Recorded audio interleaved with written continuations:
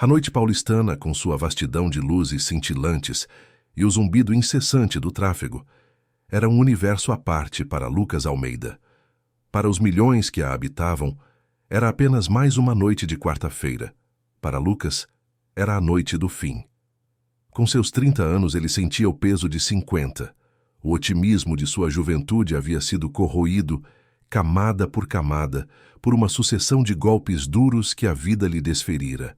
Em seus braços, a pequena Laura, de apenas 18 meses, dormitava um sono inquieto. A respiração suave contra o peito do pai, alheia à tempestade que se formava ao seu redor. Apenas 3 dias antes, o chão sob os pés de Lucas havia desaparecido. Ele se lembrava do ruído da fábrica, uma sinfonia metálica que fora a trilha sonora de seus últimos 5 anos. Lembrava-se das piadas com os colegas na hora do almoço, da camaradagem forjada no suor e no esforço compartilhado. E lembrava-se do silêncio sepulcral que caiu sobre o pátio quando o gerente, com um papel trêmulo nas mãos, anunciou o fechamento imediato da unidade. A palavra reestruturação soou vazia, um eufemismo cruel para centenas de vidas viradas de cabeça para baixo. Aquele golpe, por mais duro que fosse, era apenas o mais recente. 2 meses antes, a porta de seu apartamento se fechara pela última vez para sua esposa, Mariana. Ela partira com a promessa de uma vida mais fácil, ao lado de outro homem, deixando para trás um bilhete curto e um vazio imenso. Lucas não sentia raiva, apenas uma tristeza profunda e a responsabilidade avassaladora por aquela pequena vida que dependia inteiramente dele. Desde então, sua existência se transformara em uma matemática cruel de subtração. Primeiro, foi a televisão, vendida por uma fração de seu valor. Depois, o notebook que usava para sonhar com um futuro diferente, talvez voltando a estudar programação. O golpe mais doloroso foi o violão. Era uma herança de seu pai, um instrumento simples, mas que carregava as memórias de canções de ninar e tardes de domingo em família. Ao entregá-lo ao dono da loja de penhores, sentiu como se estivesse vendendo a última relíquia de um tempo em que a felicidade era possível. Agora, em seu bolso, o resultado de todos esses sacrifícios: uma única e frágil nota de R$ 20. O apartamento, antes um lar, tornara-se um eco de sua solidão. O silêncio era quebrado apenas pelo balbuciar de Laura. A geladeira exibia prateleiras desoladoramente vazias. Lucas vinha se alimentando de pão e água há 2 dias, garantindo que o pouco que restava fosse para sua filha. Mas agora, um item essencial e inadiável se impunha: as fraldas. Adiar significaria enfrentar a burocracia e o olhar de piedade dos serviços sociais. Uma fronteira de humilhação que ele ainda não estava pronto para cruzar. Com Laura aninhada em seus braços, envolta em seu único cobertor limpo, ele caminhou até o ponto de ônibus. O vento frio da noite paulistana cortava suas roupas finas, mas ele mal o sentia, concentrado em proteger o calor do pequeno corpo junto ao seu. Dentro do ônibus, sob a luz amarelada e vacilante, ele observava o rosto sereno de sua filha. Aquele amor, puro e incondicional, era sua única bússola, a única força que o impedia de desmoronar. O supermercado Extra na Avenida Paulista o recebeu com um choque de luzes fluorescentes e uma onda de ar climatizado. O contraste com a escuridão de seus pensamentos era quase doloroso. Ele caminhou pelos corredores largos, sentindo o aroma de pão fresco vindo da padaria, um cheiro que fez seu estômago roncar em protesto. Laura, agora desperta, apontava com seus dedinhos para as prateleiras coloridas, os olhos brilhando para um mundo de abundância que estava completamente fora de seu alcance. Foi no corredor de higiene infantil que a compostura de Lucas começou a ruir. Laura, sentindo a fome de forma mais aguda, começou a choramingar. O choro baixo rapidamente se transformou em um lamento agudo, que ecoava pelo corredor silencioso. Lucas a embalava, sussurrando palavras de consolo, mas o choro só aumentava. Ele se sentiu observado, o desespero estampado em seu rosto como um alvo. Foi então que um pequeno milagre aconteceu, disfarçado de acidente. Um funcionário idoso, de uniforme azul e um rosto sulcado por rugas gentis, empurrava um carrinho de reposição.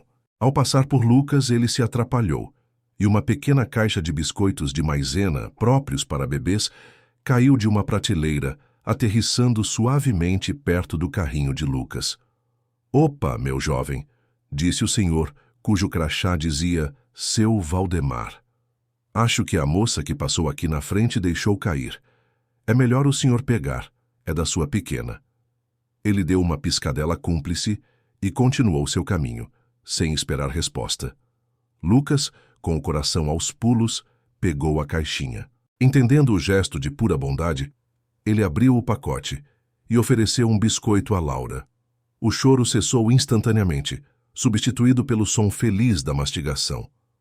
Uma onda de gratidão tão intensa o invadiu que seus olhos se encheram de lágrimas. Aquele pequeno ato de um estranho era um farol na escuridão. Com o coração um pouco mais leve e Laura finalmente calma, ele pegou o pacote de fraldas e se dirigiu ao caixa. A fila era curta. Uma jovem operadora chamada Clara o cumprimentou com um sorriso cansado, mas genuíno. Lucas colocou as fraldas na esteira, o coração batendo forte contra as costelas, e segurou a nota de R$ 20. Ele havia verificado o preço na prateleira. R$ 19,50. 50 centavos de troco. Era o plano, mas o visor digital exibiu um número que congelou o sangue em suas veias. R$ 23. "Houve um reajuste hoje de manhã, senhor." "Me desculpe", disse Clara, a simpatia em seu rosto agora tingida de pena. R$ 3. Uma fortuna. Um abismo. O mundo pareceu girar em câmera lenta. Lucas sentiu o sangue fugir de seu rosto. As vozes ao redor se tornaram um zumbido distante. Sua mente gritava: "Fracasso! Você não consegue nem comprar fraldas para sua filha." Clara, percebendo a palidez e o pânico em seus olhos, tentou ajudar. "Deixe-me ver. Talvez eu tenha um cupom de desconto aqui", ela disse, mais para confortá-lo do que por esperança real, passando um código fictício no leitor que apitou negativamente. O gesto, embora inútil, foi outra pequena fagulha de humanidade. Atrás dele, na fila, uma mulher elegante observava a cena. Beatriz Oliveira não via apenas um homem em apuros. Ela via a dignidade em seus ombros caídos, a forma como ele instintivamente apertava a filha contra o peito, como um escudo contra o mundo. Ela viu o amor feroz e protetor em seus olhos cansados, um amor que ela conhecia bem. Em sua mente, uma memória antiga emergiu, de uma noite fria em Belo Horizonte, muitos anos atrás, quando ela mesma contava moedas para comprar leite para sua irmã mais nova. Ela reconheceu aquela dor. Lucas, engolindo em seco, começou a retirar o pacote da esteira. "Me desculpe, eu não tenho o suficiente", conseguiu dizer, a voz rouca. Laura, sentindo a mudança na energia do pai, ameaçou chorar novamente. Foi nesse exato momento que a voz calma e segura de Beatriz cortou a tensão. "Pode deixar no caixa. Eu pago." Lucas se virou atordoado. A mulher que ele mal notara estava agora ao seu lado. Ela não o olhava com pena, mas com uma espécie de respeito solidário. Antes que Lucas pudesse formular um protesto, ela já havia encostado seu cartão dourado na máquina de pagamento. O bip da transação soou como o sino de uma igreja anunciando uma salvação inesperada. "Eu não posso", ele começou. "Pode e deve", ela o interrompeu suavemente, o olhar pousado em Laura. "É pela sua filha." Ela não esperou por agradecimentos. Apenas pegou sua pequena cesta com alguns itens e se dirigiu a outro caixa, desaparecendo tão rápido quanto surgira. Lucas ficou ali, parado, segurando o pacote de fraldas que agora parecia pesar 1 tonelada. Não pelo seu peso físico, mas pelo peso da gratidão, da confusão e de uma emoção que ele não sentia há muito tempo: esperança. Quando ele se dirigia, atordoado, para a saída, seu Valdemar o interceptou perto da porta. "Meu jovem, espere." "O troco", disse ele com um sorriso, estendendo-lhe uma pequena sacola plástica. Lucas sabia que não havia troco algum. Dentro da sacola, encontrou 1 litro de leite e um pão de forma. Ele olhou para o velho funcionário, os olhos úmidos, incapaz de formular uma palavra. Seu Valdemar apenas deu um tapinha em seu ombro e disse: Deus abençoe você e essa anjinha. Caminhando de volta para casa sob o céu estrelado de São Paulo, Lucas abraçou Laura com força. A nota de R$ 20 ainda estava em seu bolso, intocada. Naquela noite, em menos de 1 hora, ele havia testemunhado mais bondade do que em todo o último ano. Ele não sabia o nome da mulher elegante, nem por que ela o havia ajudado. Para ele, ela era um anjo vestido com um sobretudo de caxemira. Naquela noite fria, no coração da metrópole impiedosa, Lucas entendeu que milagres existiam. E às vezes, eles aconteciam no corredor de um supermercado, através da generosidade de estranhos que, de alguma forma, enxergavam um reflexo de si mesmos na dor dos outros, deixando em seu rastro uma fagulha de esperança para um novo começo. Lucas Almeida voltou para casa naquela noite, flutuando em uma névoa de incredulidade e gratidão. A sacola com o pacote de fraldas, o leite e o pão parecia um tesouro inestimável.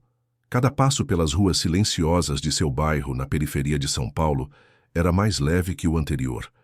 Ao entrar no pequeno apartamento, o silêncio que antes o oprimia agora soava como paz. Ele trocou a fralda de Laura com um cuidado reverente, como se aquele simples ato fosse um ritual sagrado.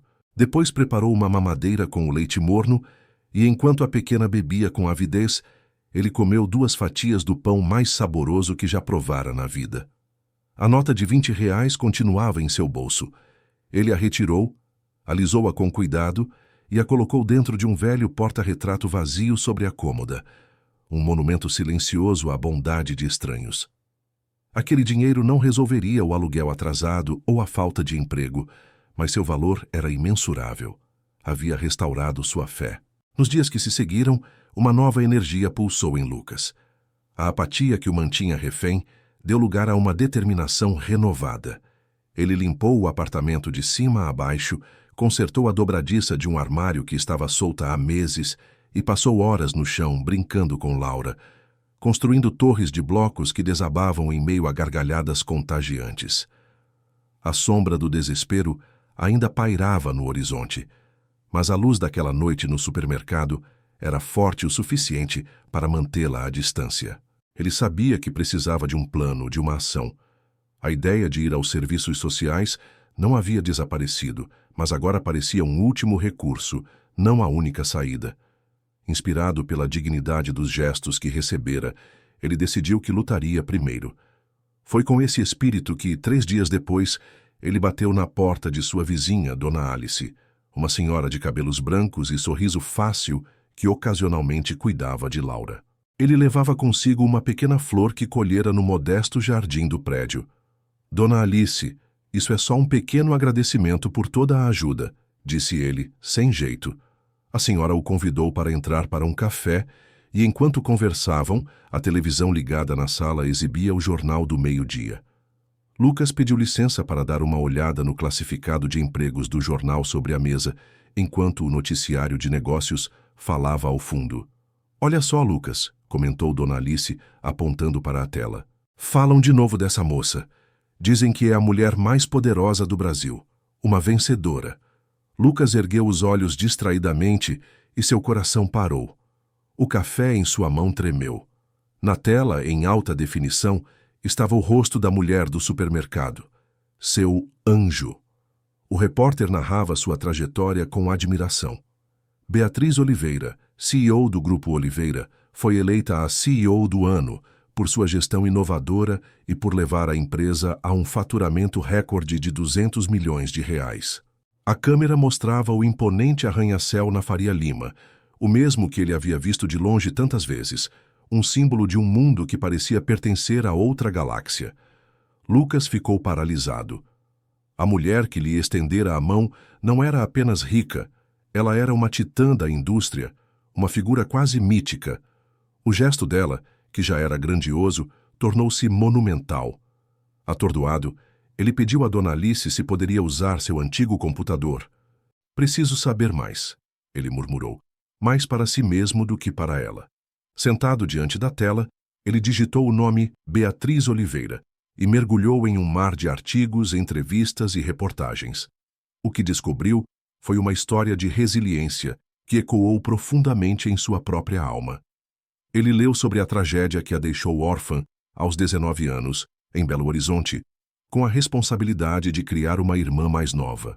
Leu sobre os empregos noturnos, a faculdade de economia cursada com sacrifício e a genialidade de sua visão de negócios que a fez construir um império do zero.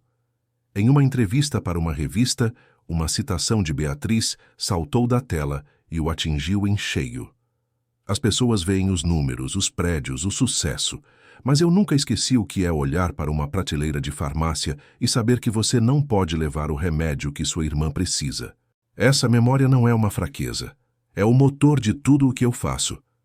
A empatia não é uma estratégia de marketing, é a base de um legado. Lucas fechou a página com os olhos úmidos. Ele compreendeu tudo. Beatriz não o havia ajudado por pena. Ela o havia ajudado porque, ao olhar para ele, ela viu a si mesma. Ela viu a sua própria luta, o seu próprio desespero de anos atrás. Ele não era um caso de caridade para ela. Ele era um lembrete de sua própria jornada. Aquela revelação foi a faísca final de que ele precisava. A história de Beatriz, que saíra do fundo do poço para chegar ao topo, provou a ele que a circunstância não era um destino. Chega de esperar. Chega de se lamentar. Era hora de agir.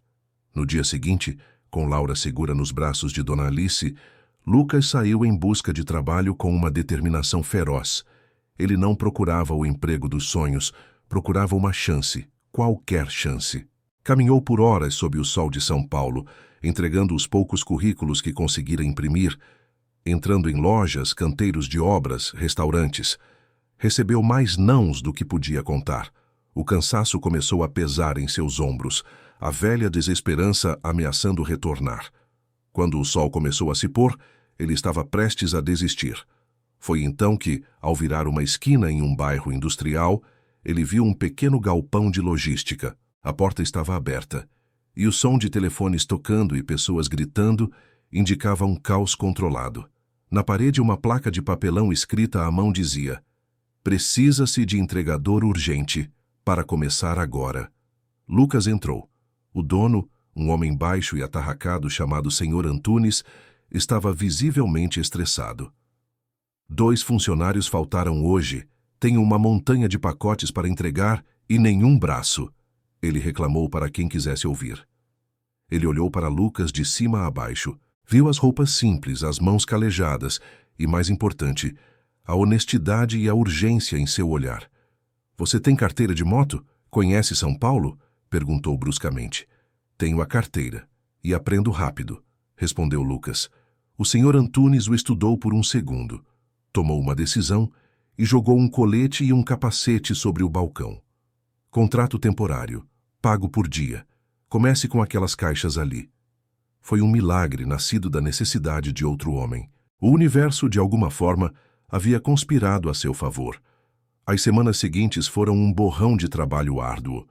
Lucas acordava antes do sol nascer, deixava Laura com Dona Alice e zigue-zagueava pelo trânsito caótico da cidade em uma moto que mal conhecia. Ele se perdia, enfrentava chuvas torrenciais e clientes impacientes.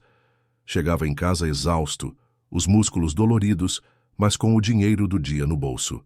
Era um dinheiro honesto, suado, que comprava comida, pagava as contas e, o mais importante, reconstruía sua dignidade. Ele se sentia vivo, útil, um pai provedor. Em uma manhã particularmente movimentada, o Sr. Antunes lhe entregou uma prancheta com uma rota especial. "Entrega VIP, Lucas, prioridade máxima." Lucas olhou o endereço no topo da folha e seu estômago gelou. Faria Lima, Grupo Oliveira, o arranha-céu de vidro. O coração disparou, uma mistura de pânico e uma sensação avassaladora de que os fios do destino estavam se alinhando de uma forma que ele não podia compreender. Ao chegar, a opulência do saguão quase o intimidou. Mármore reluzente, executivos apressados em ternos caros e um silêncio imponente.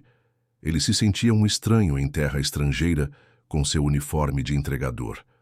A recepcionista, uma mulher impecavelmente maquiada, olhou-o com indiferença profissional. Entrega para a diretoria, ele anunciou a voz um pouco instável.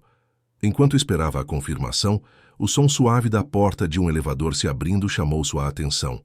E lá estava ela, Beatriz Oliveira, em seu habitat natural. Ela falava ao celular, a voz firme e precisa, discutindo cláusulas de um contrato. A aura de poder era palpável. Por um instante, o medo tomou conta de Lucas. Quem era ele para sequer pensar em se dirigir a ela? Mas então ela desligou o telefone e seu olhar varreu o saguão. Seus olhos pousaram em Lucas. A máscara de CEO implacável se desfez por um segundo e foi substituída pela mesma expressão de reconhecimento solidário que ele vira no supermercado. Ela caminhou em sua direção. Lucas, não é? Disse ela, a voz calma contrastando com o turbilhão de emoções dentro dele. É. Sim, senhora. Doutora Oliveira. Ele gaguejou, sentindo-se pequeno. Beatriz, por favor. Ela corrigiu com um leve sorriso. O que o traz aqui? Ele explicou sobre a entrega e ela assentiu. Obrigada por ter trazido. Escute, você tem 5 minutos. Gostaria de lhe oferecer um café. Momentos depois, eles estavam sentados na cafeteria sofisticada do prédio. Rodeados pelo zumbido de negócios e tecnologia, a conversa deles era de uma natureza diferente. Impulsionado por uma coragem que não sabia que possuía, Lucas abriu seu coração. Ele não apenas agradeceu, mas contou como o gesto dela havia sido um catalisador. Contou sobre a nota de R$ 20 no porta-retrato, sobre como a história dela o inspirou a não desistir e a encontrar o emprego de entregador. Ele falou sobre o violão de seu pai e sobre a esperança que ela havia lhe devolvido. Beatriz ouviu tudo, sem interromper, o olhar fixo no dele, e então ela compartilhou um pedaço de sua própria alma. Contou-lhe sobre a noite em que teve que escolher entre comprar um antibiótico para a tosse de sua irmã ou guardar o dinheiro para o aluguel. Contou sobre o medo paralisante de falhar com a única pessoa que lhe restava no mundo. O sucesso não te faz esquecer essas noites, Lucas. Ele apenas te dá a responsabilidade de garantir que menos pessoas tenham que passá-las. Então, ela mudou de assunto, perguntando sobre a vida dele antes da fábrica. Quando Lucas falou sobre sua paixão por programação, sobre os estudos interrompidos, os olhos de Beatriz brilharam com uma nova intensidade. O Grupo Oliveira está sempre em busca de talentos, disse ela, como se a ideia tivesse acabado de surgir. Nosso departamento de TI está com um processo seletivo para desenvolvedores júnior. É competitivo, mas... Ela o observou atentamente. Acredito que a resiliência e a determinação que você demonstrou valem mais do que muitos diplomas. Ela pegou uma caneta e seu próprio cartão de visita. Não estou lhe oferecendo um emprego. Estou lhe oferecendo uma porta. Você terá que abri-la por conta própria. Ela anotou um nome no verso do cartão. Procure por Ricardo Costa, amanhã às 9. Diga que eu o indiquei. O resto é com você. Lucas pegou o cartão com as mãos trêmulas. As palavras mal saíam. Beatriz, por quê? Por que tudo isso?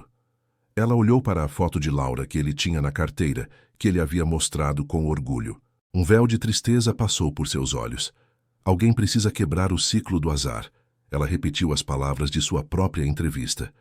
E minha irmã, ela faleceu há 3 anos. Quando eu cuidava dela, ela tinha a idade que a sua Laura tem hoje. Talvez, ao lhe dar uma chance, eu esteja honrando a memória dela. Ela se levantou. Boa sorte, Lucas. Eu tenho a sensação de que você não vai precisar. E com isso, ela se foi, deixando-o sozinho na mesa com um cartão de visita na mão e um futuro inteiro se reescrevendo diante de seus olhos. Ele olhou para o cartão. No verso, abaixo do nome Ricardo Costa, ela havia escrito uma pequena nota. Para Laura, porque toda criança merece um futuro. Naquele momento, Lucas soube que sua vida de entregas havia acabado. Uma nova jornada, muito mais desafiadora e promissora, estava prestes a começar. Naquela noite, o sono foi um luxo que Lucas Almeida não pôde se permitir. A adrenalina e o peso da oportunidade o mantiveram acordado, estudando. O cartão de visita de Beatriz Oliveira estava sobre a pequena mesa da cozinha, ao lado de uma pilha de seus antigos livros de programação, resgatados de uma caixa empoeirada. Ele lia e relia suas anotações, sentindo a familiaridade dos códigos e algoritmos retornar como um amigo há muito perdido. A cada linha de código que decifrava, uma parte de si mesmo, que ele acreditava ter morrido na fábrica, ressuscitava. O medo era um nó em seu estômago, mas a esperança era uma chama que aquecia seu peito. Ele não estava fazendo aquilo apenas por si mesmo, estava fazendo por Laura e pela mulher que havia enxergado nele algo que nem ele mesmo via mais. Ao amanhecer, ele se despediu do Sr. Antunes, o dono da empresa de logística, que o olhou com uma mistura de orgulho e tristeza por perder um bom funcionário. "Vá com tudo, garoto", disse ele, emprestando-lhe uma de suas melhores camisas sociais. "Mostre a eles do que um homem de verdade é feito." Aquele pequeno gesto de apoio foi o último empurrão de que Lucas precisava. A sede do Grupo Oliveira parecia ainda mais imponente à luz do dia. Ao anunciar seu nome na recepção e mencionar a reunião com Ricardo Costa, o olhar da recepcionista mudou de indiferença para uma curiosidade respeitosa. Ele foi guiado por corredores de vidro e aço até uma sala de reuniões minimalista, com uma única mesa e duas cadeiras de frente para uma parede de vidro, com vista para a cidade. Ricardo Costa entrou pontualmente. Era um homem de meia idade, com um ar severo e olhos analíticos que pareciam escanear cada detalhe. Ele não sorriu. "Lucas Almeida", disse ele, mais como uma constatação do que um cumprimento. "A doutora Oliveira falou muito bem de você. Francamente, não entendi o porquê. Seu currículo tem um buraco de 5 anos e sua única experiência recente é com entregas." A sinceridade brutal de Ricardo poderia ter esmagado Lucas, mas a noite anterior o havia preparado. Ele respirou fundo. "Senhor Costa, meu currículo não mostra as noites que passei estudando, a paixão que tenho por resolver problemas, nem o que aprendi sobre eficiência e logística na prática no trânsito de São Paulo. E mais importante, não mostra o quanto eu preciso e quero esta chance." Ricardo ergueu uma sobrancelha minimamente impressionado pela resposta. Ele abriu um notebook. "Discursos são fáceis. Vamos ver o que você sabe fazer." Ele apresentou a Lucas um problema de código que vinha atormentando sua equipe há semanas. Um bug no sistema de otimização de rotas dos caminhões da empresa que estava causando atrasos e prejuízos. "Nossos melhores programadores estão empacados nisso. Se você tiver qualquer ideia, qualquer uma, estou ouvindo." Lucas olhou para o código complexo na tela. A princípio, sentiu um calafrio de pânico. Era mais avançado do que qualquer coisa que ele estudara. Mas então, ele começou a ler os relatórios de erro, as descrições dos problemas, e algo clicou. Ele não viu apenas linhas de código, ele viu o reflexo de sua própria experiência recente. Ele viu os motoristas frustrados, os endereços confusos, os caminhos ilógicos que um computador, sem a vivência da rua, poderia traçar. Em vez de atacar o problema pela lógica matemática, ele o abordou pela lógica humana. "Com licença, senhor", disse ele, hesitante. "O problema talvez não esteja no algoritmo de cálculo da rota mais curta, mas em como o sistema interpreta as variáveis humanas." Ele começou a desenhar em um bloco de notas. "O sistema não considera o horário de pico em avenidas específicas, as zonas de restrição de caminhões que mudam ao longo do dia, nem a dificuldade de estacionar em certas ruas. Eu passei por isso todos os dias nas últimas semanas." Ele propôs uma solução surpreendentemente simples: integrar ao sistema dados de tráfego em tempo real e, o mais genial, um sistema de feedback dos próprios motoristas que poderiam reportar dificuldades em tempo real, alimentando e ensinando o algoritmo. Ele não apenas encontrou o bug, ele redesenhou a filosofia do programa. Ricardo Costa ficou em silêncio por um longo minuto, os olhos fixos no esboço de Lucas. Pela primeira vez, a expressão severa em seu rosto se suavizou, dando lugar a um brilho de genuína surpresa. "Todos nós estávamos olhando para a árvore", murmurou ele. "Você viu a floresta." Ele se levantou. "Você terá um período de experiência de 3 meses. Começa na segunda-feira. Vou te colocar no time mais difícil que tenho. Não espere nenhum tratamento especial por causa da doutora Oliveira. Pelo contrário, vou exigir de você o dobro do que exijo dos outros. Bem-vindo ao inferno, Lucas. Mas ao dizer inferno pela primeira vez, Ricardo sorriu. Os 3 meses seguintes foram de fato um batismo de fogo. Lucas mergulhou em um universo de tecnologia de ponta, sentindo-se muitas vezes um peixe fora d'água. O ritmo era alucinante, a pressão constante, mas ele não estava sozinho. Ricardo, fiel à sua palavra, o designou para uma equipe, e seu mentor era um jovem programador chamado André. André poderia tê-lo visto como um intruso, mas em vez disso, viu a humildade e a ética de trabalho incansável de Lucas. Ele se tornou um aliado, pacientemente explicando conceitos, compartilhando atalhos e o defendendo das piadas veladas de outros colegas que o viam como o protegido da chefe.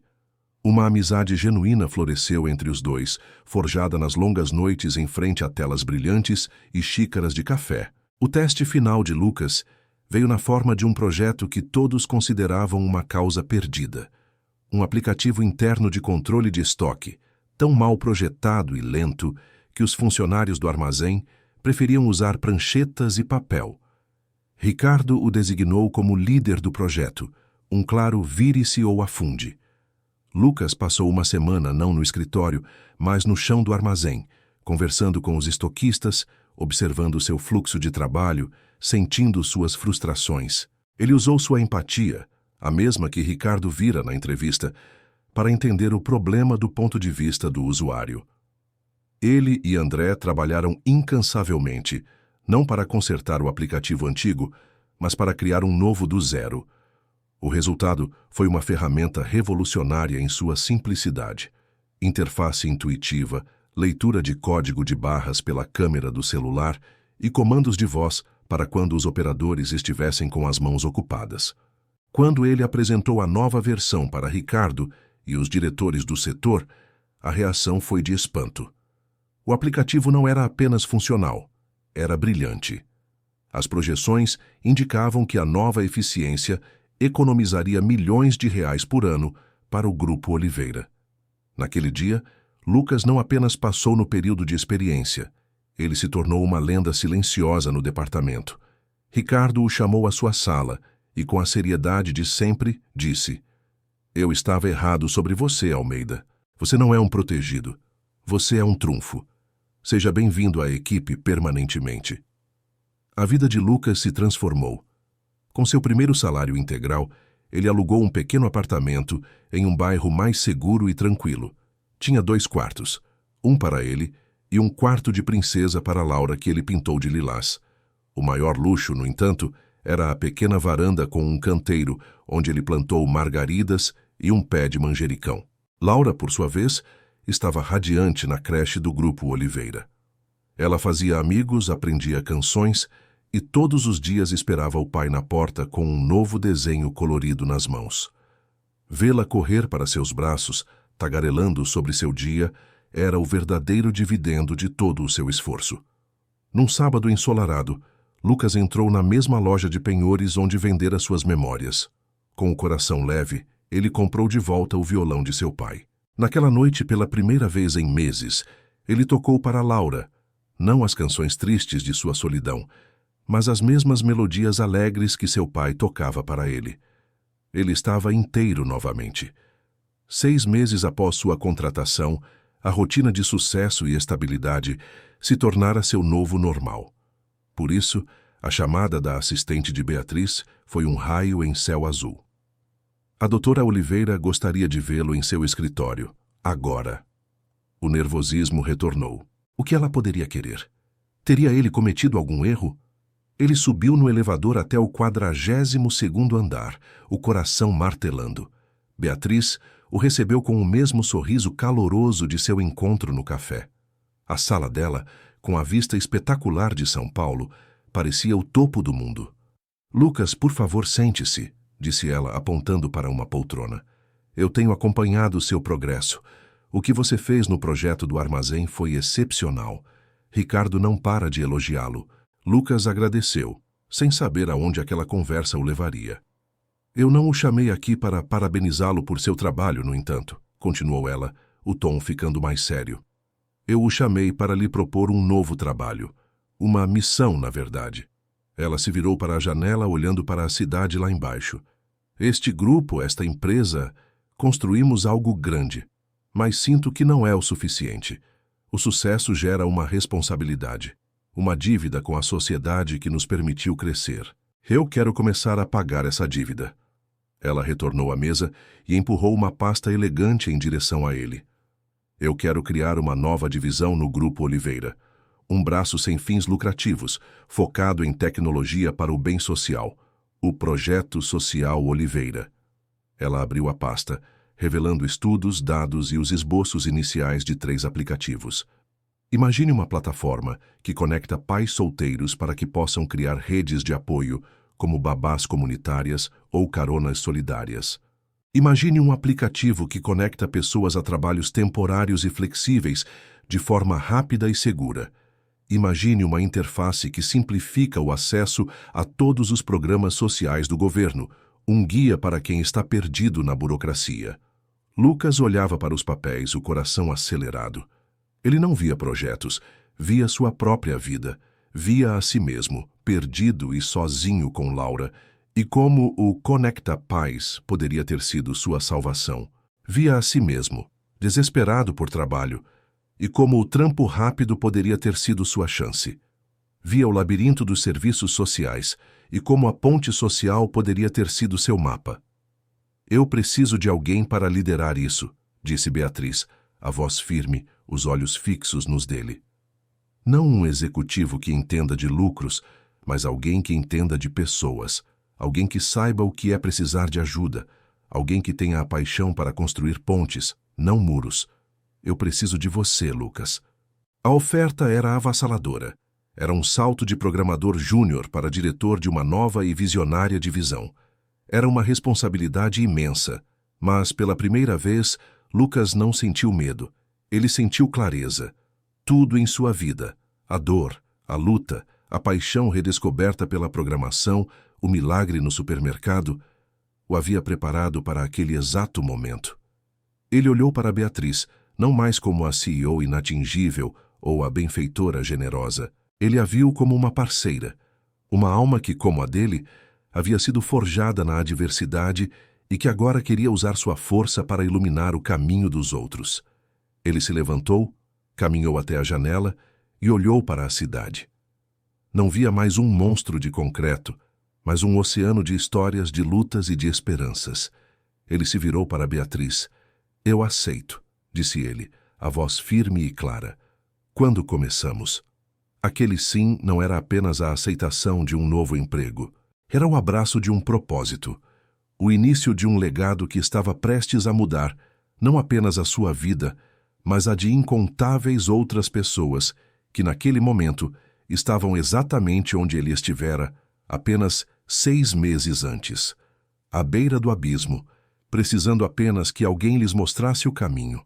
O Projeto Social Oliveira nasceu não em uma sala de reuniões estéril, mas no coração da experiência vivida. Lucas Almeida, agora diretor de uma divisão inteira, sabia que sua primeira e mais importante tarefa era construir uma equipe que compartilhasse não apenas habilidades técnicas, mas uma compreensão visceral da missão. Ele não buscou os currículos mais estrelados das universidades de elite. Em vez disso, procurou por talentos brutos em lugares inesperados, por mentes brilhantes que, como ele, haviam sido subestimadas pela vida. Seu braço direito foi naturalmente André, o jovem programador que o acolhera. Juntos, eles montaram uma equipe diversificada, uma jovem mãe que aprendera a programar em cursos online enquanto cuidava do filho, um gênio da periferia que consertava computadores desde os 12 anos, e uma analista de dados que havia trabalho em ONGs e entendia as estatísticas da vulnerabilidade como ninguém.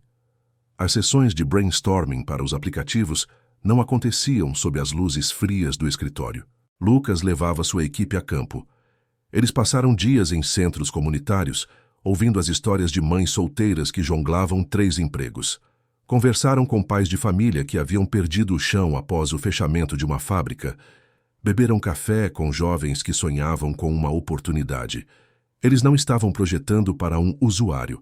Estavam criando para a Maria, para o João, para o Carlos. Essa imersão na realidade deu alma aos seus projetos. O primeiro aplicativo, o Conecta Pais, enfrentou um desafio monumental. Como criar uma rede segura, onde pais pudessem confiar uns nos outros para tarefas como dividir caronas para a escola ou cuidar dos filhos uns dos outros em uma emergência.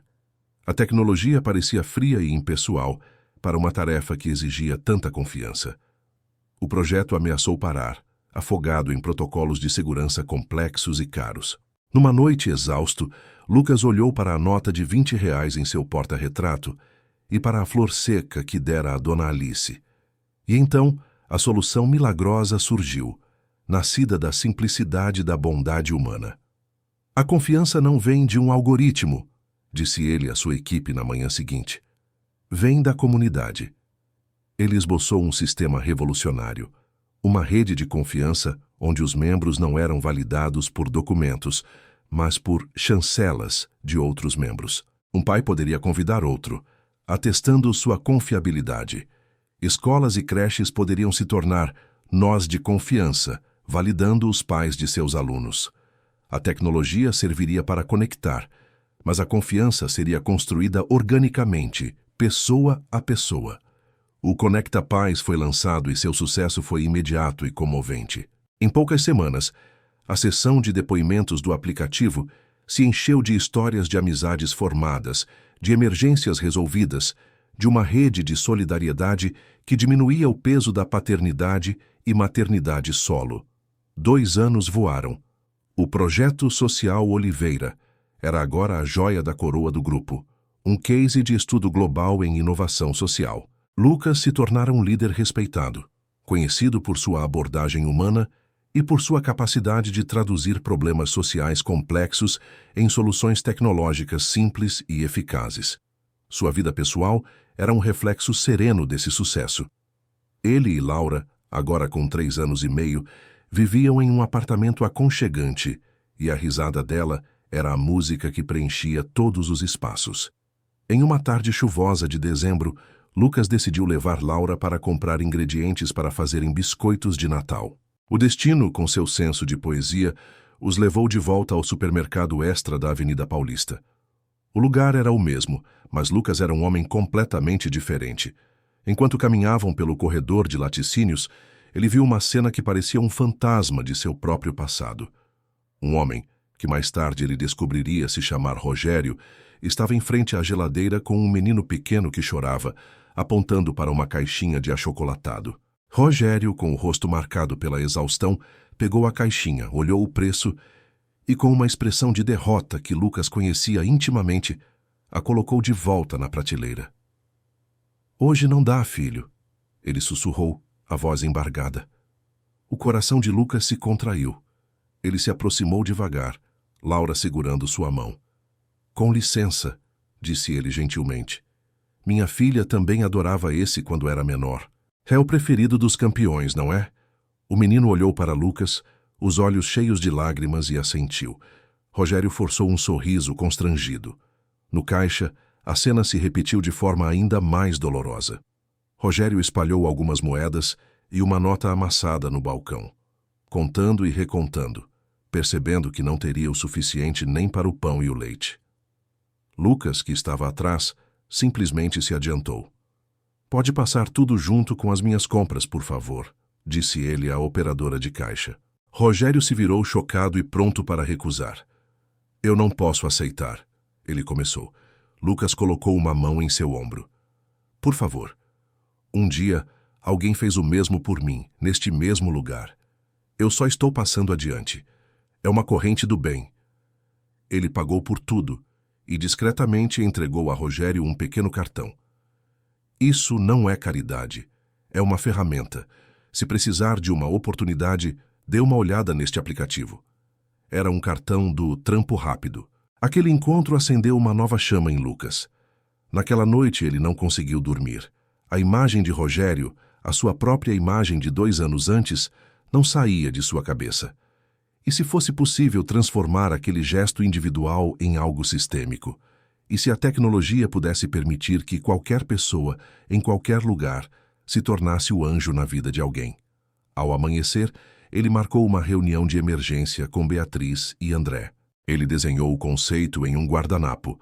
Corrente do Bem, um aplicativo que se integraria aos sistemas dos supermercados e permitiria que qualquer cliente pagasse anonimamente pelas compras de uma família em necessidade com o simples toque de um botão no celular. Beatriz não hesitou por um segundo. Seus olhos brilharam. É a mais pura expressão da nossa missão, disse ela.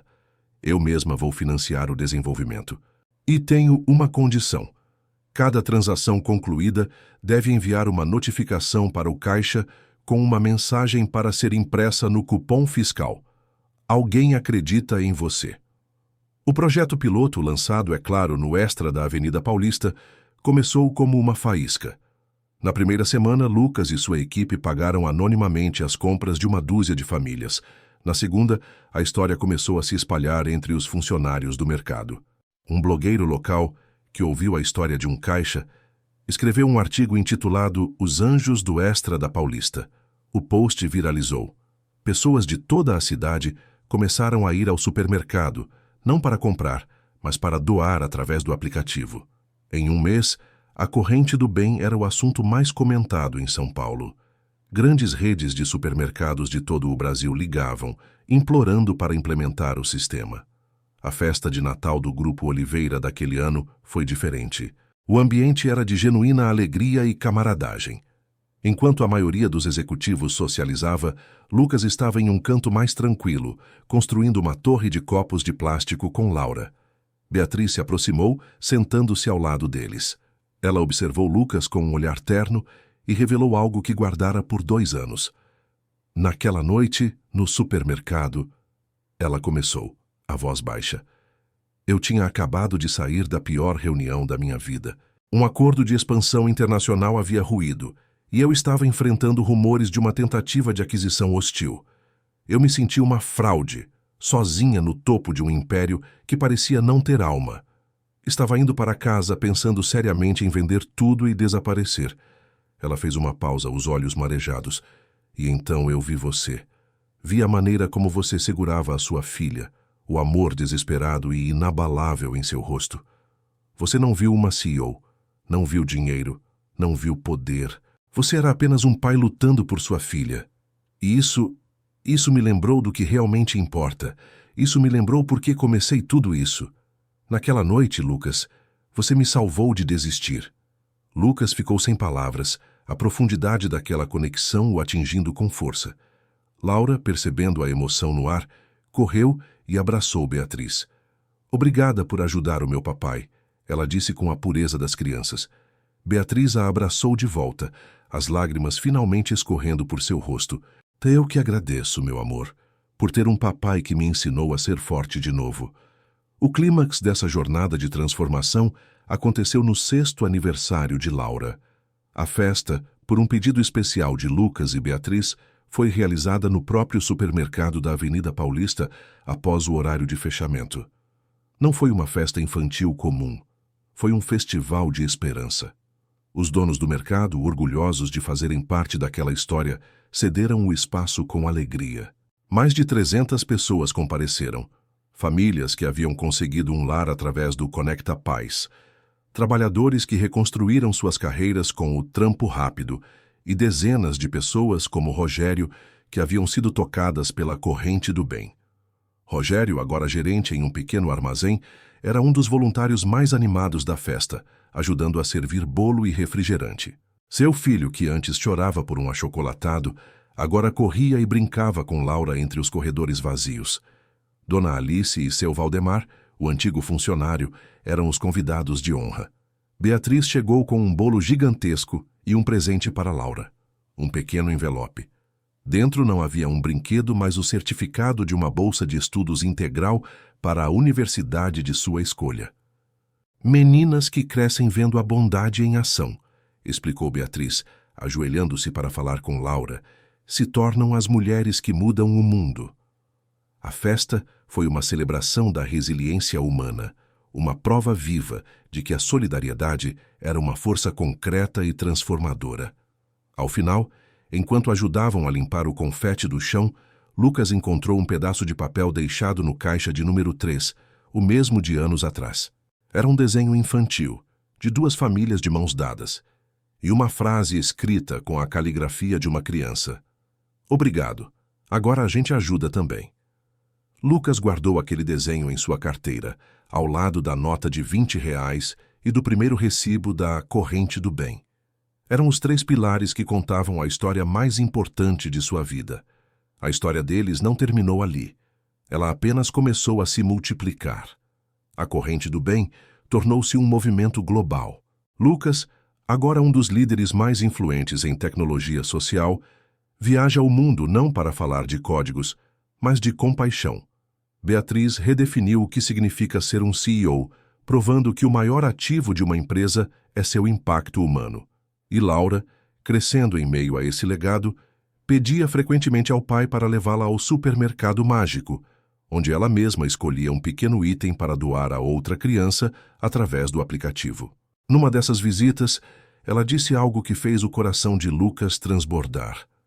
Papai, quando eu crescer, quero ser como você e a tia Bia.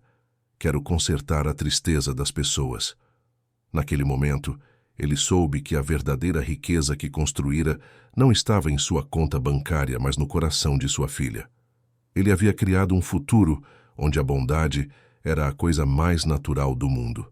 O círculo não apenas se fechara, ele se transformara em uma espiral ascendente de esperança, provando que um gesto de R$ 3, multiplicado pelo amor e pela tecnologia, pode de fato curar o mundo. Uma pessoa de cada vez. Se você curtiu essa história, não esquece de deixar o like, se inscrever no canal e ativar o sininho. Assim você não perde nenhuma das próximas histórias incríveis que vêm por aí.